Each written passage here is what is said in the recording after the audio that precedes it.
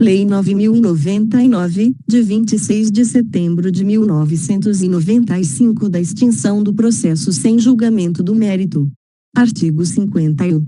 Extingue-se o processo, além dos casos previstos em Lei 1, quando o autor deixar de comparecer a qualquer das audiências do processo. 2. Quando inadmissível o procedimento instituído por esta lei ou seu prosseguimento, após a conciliação. 3. Quando for reconhecida a incompetência territorial. 4. Quando sobrevier qualquer dos impedimentos previstos no artigo 8 desta lei. 5. Quando, falecido o autor, a habilitação depender de sentença ou não se der no prazo de 30 dias. 6. Quando, falecido o réu, o autor não promover a citação dos sucessores no prazo de 30 dias da ciência do fato. Parágrafo 1. A extinção do processo independerá, em qualquer hipótese, de prévia intimação pessoal das partes. Parágrafo 2. No caso do inciso 1 deste artigo, quando comprovar que a ausência decorre de força maior, a parte poderá ser isentada, pelo juiz, do pagamento das custas da execução. Artigo 52. A execução da sentença processar-se-á no próprio juizado, aplicando-se, no que couber, o disposto no Código de Processo Civil, com as seguintes alterações: 1. As sentenças serão necessariamente líquidas, contendo a conversão em bônus do Tesouro Nacional, BTN, ou índice equivalente. 2. Os cálculos de conversão de índices, de honorários, de juros e de outras parcelas serão efetuados por servidor judicial. 3. A intimação da sentença será feita, sempre que possível, na própria audiência em que for proferida. Nessa intimação, o vencido será instado a cumprir a sentença tão logo ocorra seu trânsito em julgado, e advertido dos efeitos do seu descumprimento. Inciso 5. 4. Não cumprida voluntariamente a sentença transitada em julgado, e tendo havido solicitação do interessado, que poderá ser verbal, proceder-se-á desde logo à execução, dispensada a nova citação. 5. Nos casos de obrigação de entregar, de fazer, ou de não fazer, o juiz, na sentença ou na fase de execução, cominará multa diária, arbitrada de acordo com as condições econômicas do devedor, para a hipótese de inadimplemento. Não cumprida a obrigação, o credor poderá requerer a elevação da multa ou a transformação da condenação em perdas e danos, que o juiz de imediato arbitrará, seguindo-se a execução por quantia certa, incluída a multa vencida de obrigação de dar, quando evidenciada a malícia do devedor na execução do julgado.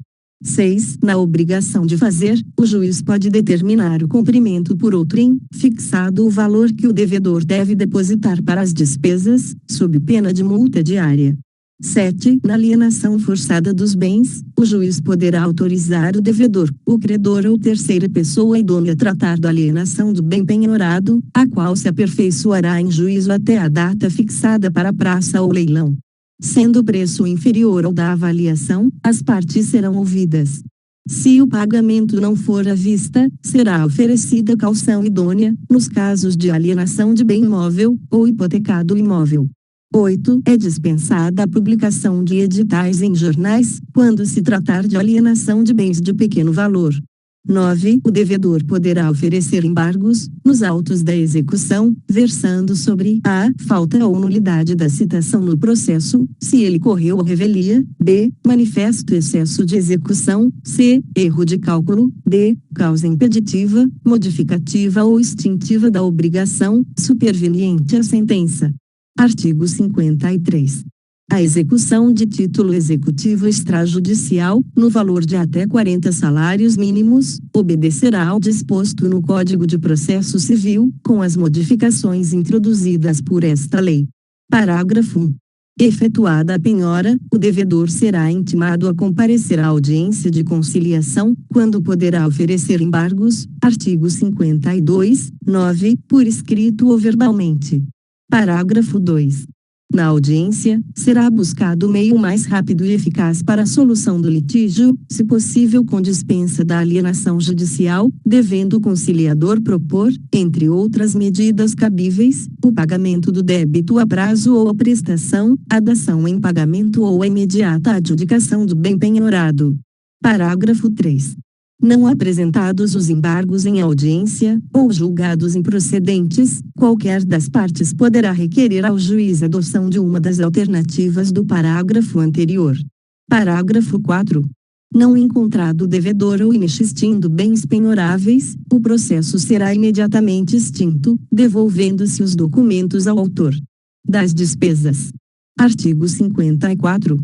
O acesso ao juizado especial independerá, em primeiro grau de jurisdição, do pagamento de custas, taxas ou despesas. Parágrafo único.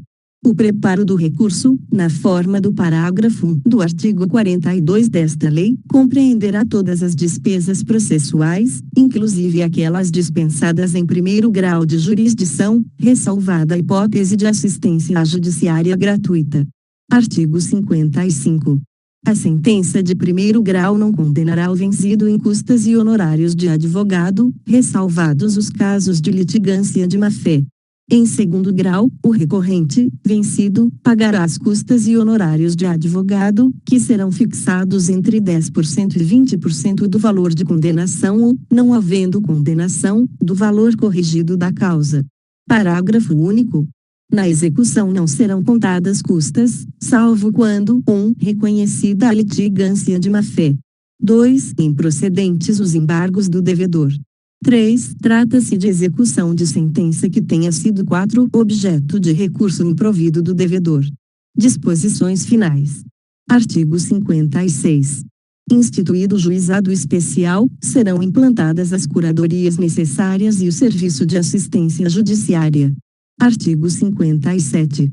O acordo extrajudicial, de qualquer natureza ou valor, poderá ser homologado, no juízo competente, independentemente de termo, valendo a sentença como título executivo judicial.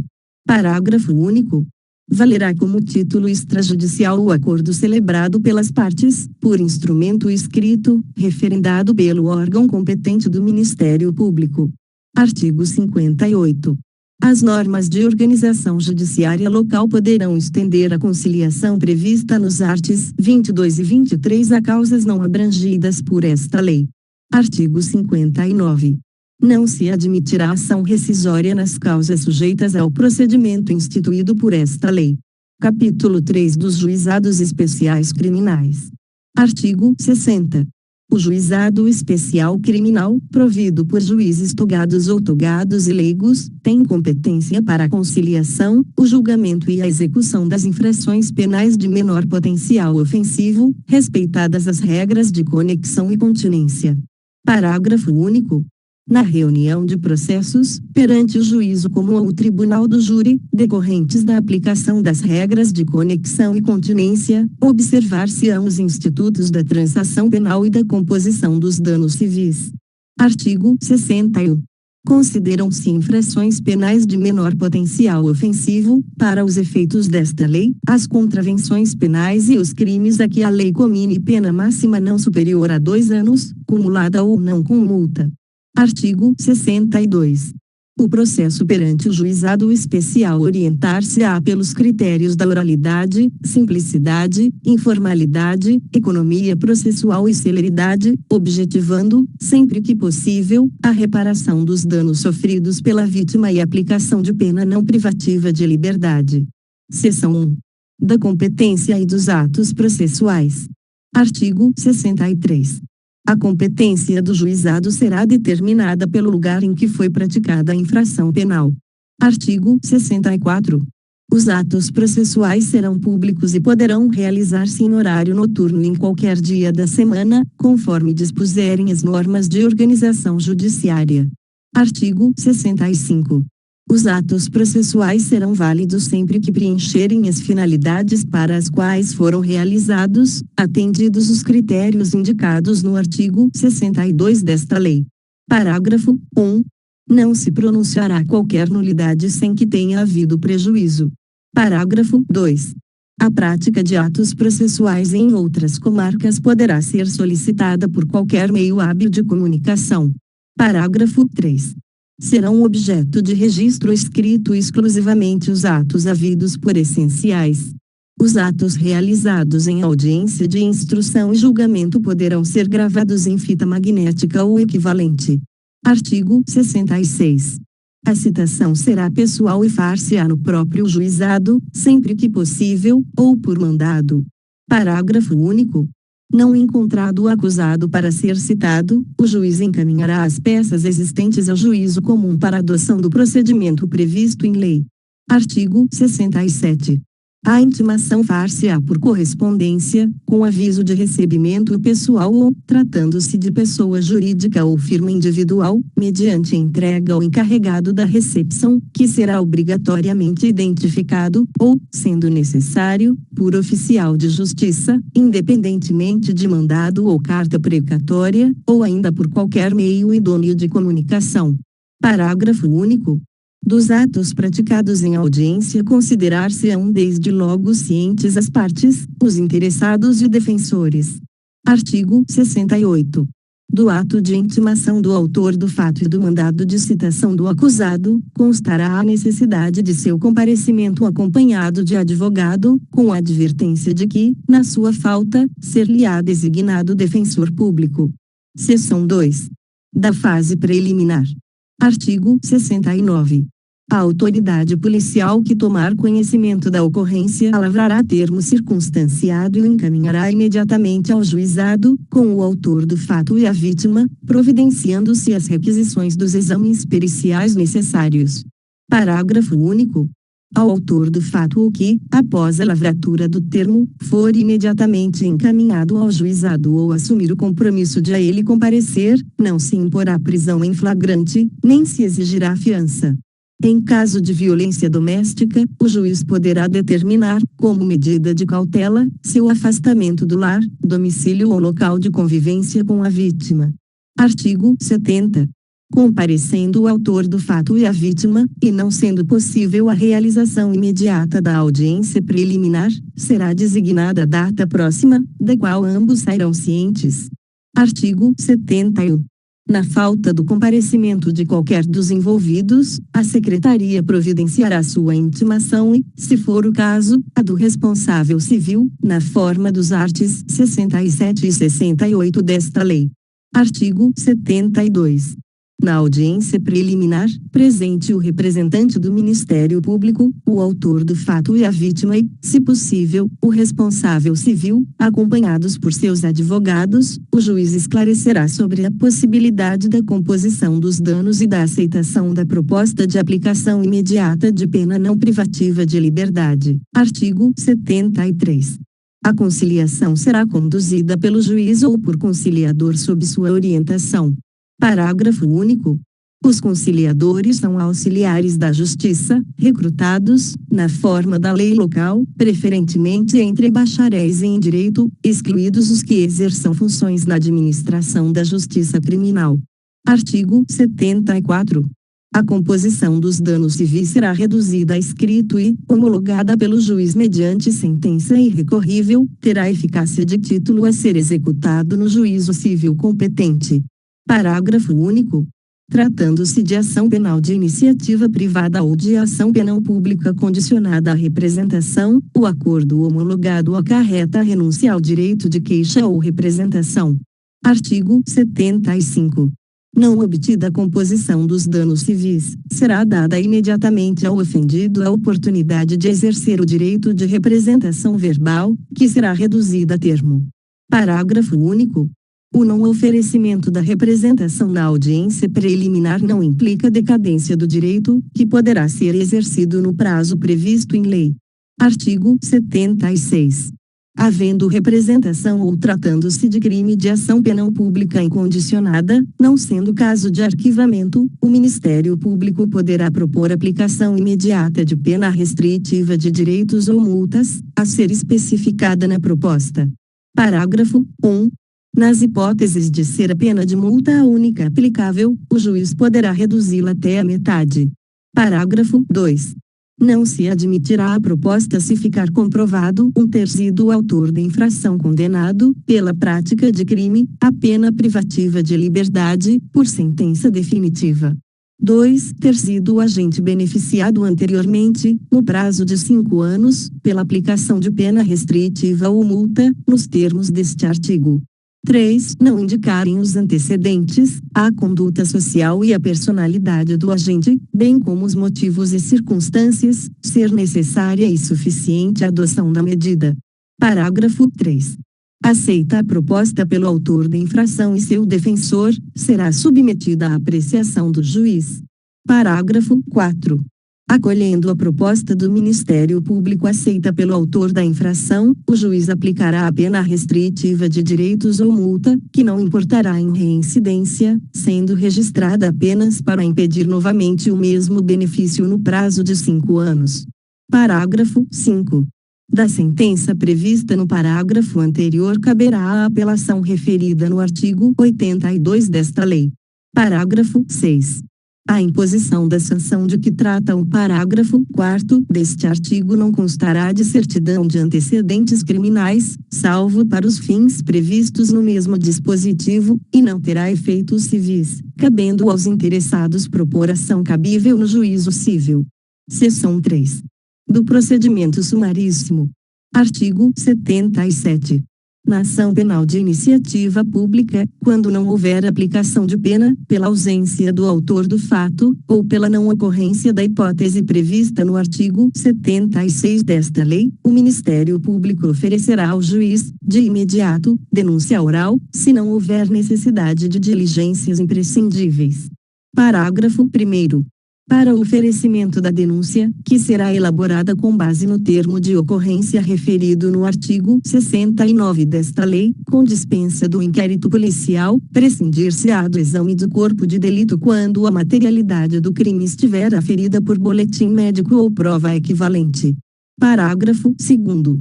Se a complexidade ou circunstâncias do caso não permitirem a formulação da denúncia, o Ministério Público poderá requerer ao juiz o encaminhamento das peças existentes, na forma do parágrafo único do artigo 66 desta lei. Parágrafo 3º. Na ação penal de iniciativa do ofendido poderá ser oferecida queixa oral, cabendo ao juiz verificar se a complexidade e circunstâncias do caso determinam a adoção das providências previstas no parágrafo único do artigo 66 desta lei. Artigo 78. Oferecida a denúncia ou queixa, será reduzida a termo, entregando-se cópia ao acusado, que com ela ficará citado e imediatamente cientificado da designação de dia e hora para a audiência de instrução e julgamento, da qual também tomarão ciência o Ministério Público, o ofendido, o responsável civil e seus advogados. Parágrafo 1º. Se o acusado não estiver presente, será citado na forma dos artigos 66 e 68 desta lei e cientificado da data da audiência de instrução e julgamento, devendo ela trazer suas testemunhas ou apresentar requerimento para intimação, no mínimo 5 dias antes de sua realização. Parágrafo 2º. Não estando presentes o ofendido e o responsável civil, serão intimados nos termos do artigo 67 desta lei para comparecerem à audiência de instrução e julgamento. Parágrafo 3º. As testemunhas arroladas serão intimadas na forma prevista no artigo 67 desta lei. Artigo 79. No dia e hora designados para a audiência de instrução e julgamento, se na fase preliminar não tiver havido possibilidade de tentativa de conciliação e de oferecimento de proposta pelo Ministério Público, proceder-se-á nos termos dos artigos 72, 73, 74 e 75 desta lei. Artigo 80. Nenhum ato será adiado, determinando o juiz, quando imprescindível, a condução coercitiva de quem deva comparecer. Artigo 81. Aberta a audiência, será dada a palavra ao defensor para responder à acusação, após o que o juiz receberá, ou não, a denúncia ou queixa. Havendo recebimento, serão ouvidas a vítima e as testemunhas de acusação e defesa, interrogando-se a seguir o acusado, se presente, passando-se imediatamente aos debates orais e a prolação da sentença. Parágrafo 1º.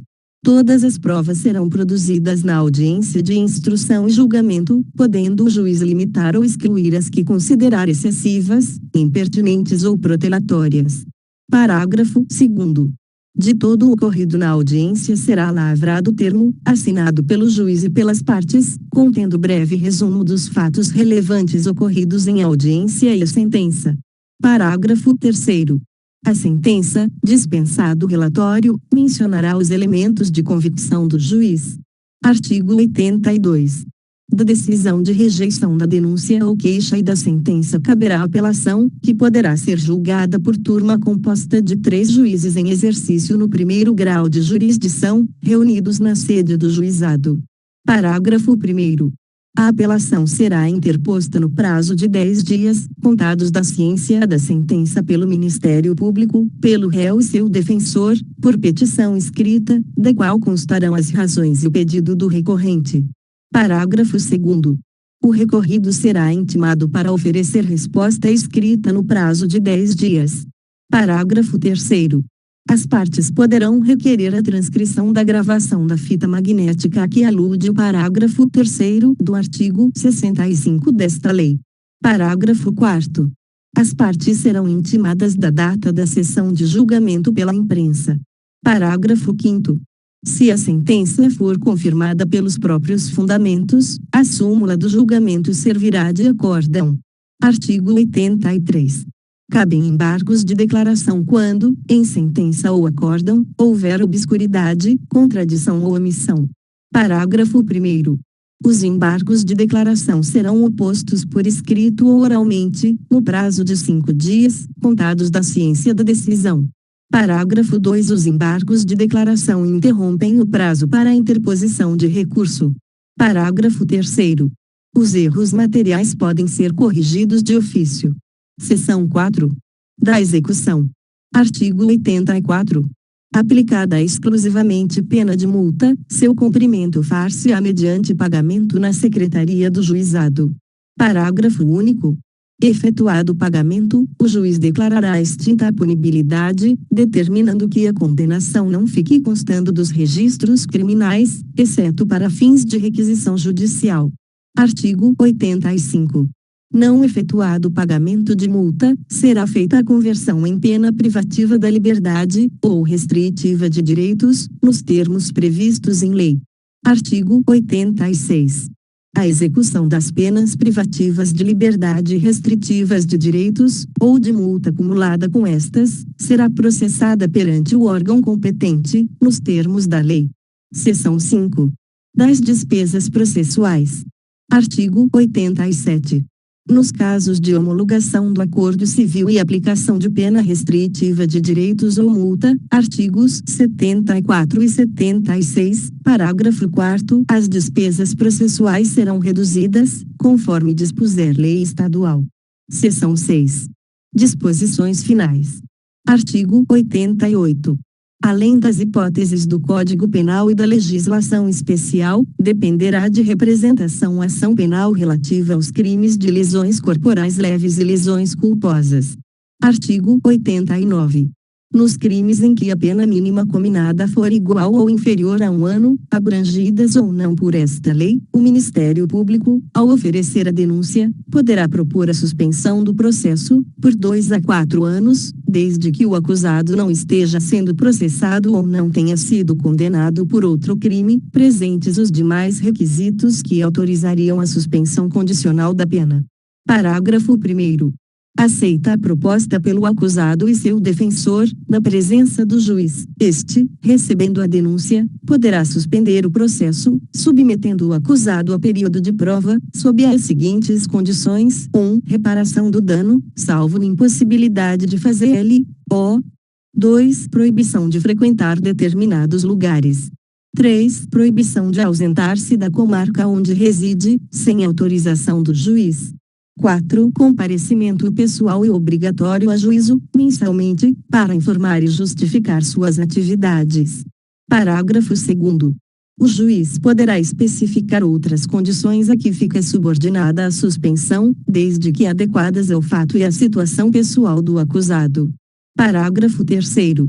A suspensão será revogada se, no curso do prazo, o beneficiário vier a ser processado por outro crime ou não efetuar, sem motivo justificado, a reparação do dano. Parágrafo 4º. A suspensão poderá ser revogada se o acusado vier a ser processado, no curso do prazo, por contravenção, ou descumprir qualquer outra condição imposta. Parágrafo 5º. Expirado o prazo sem revogação, o juiz declarará extinta a punibilidade.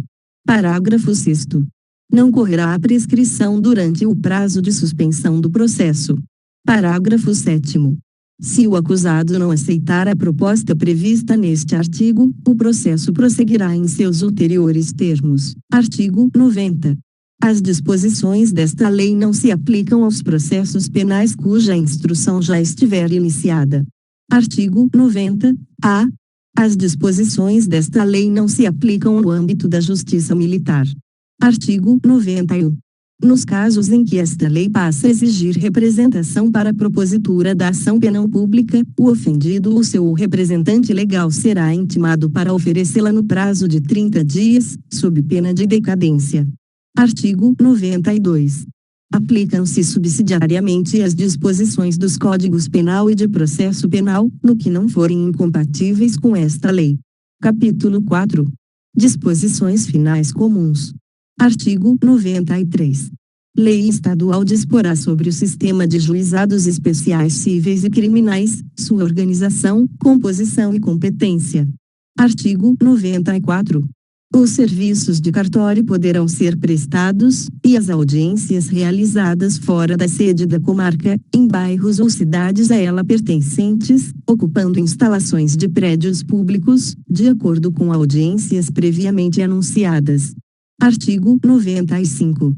Os Estados, Distrito Federal e territórios criarão e instalarão os juizados especiais no prazo de 6 meses, a contar da vigência desta lei. Parágrafo único. No prazo de 6 meses, contado da publicação desta lei, serão criados e instalados os juizados especiais itinerantes, que deverão dirimir, prioritariamente, os conflitos existentes nas áreas rurais ou nos locais de menor concentração populacional. Artigo 96. Esta lei entra em vigor no prazo de 60 dias após a sua publicação. Artigo 97.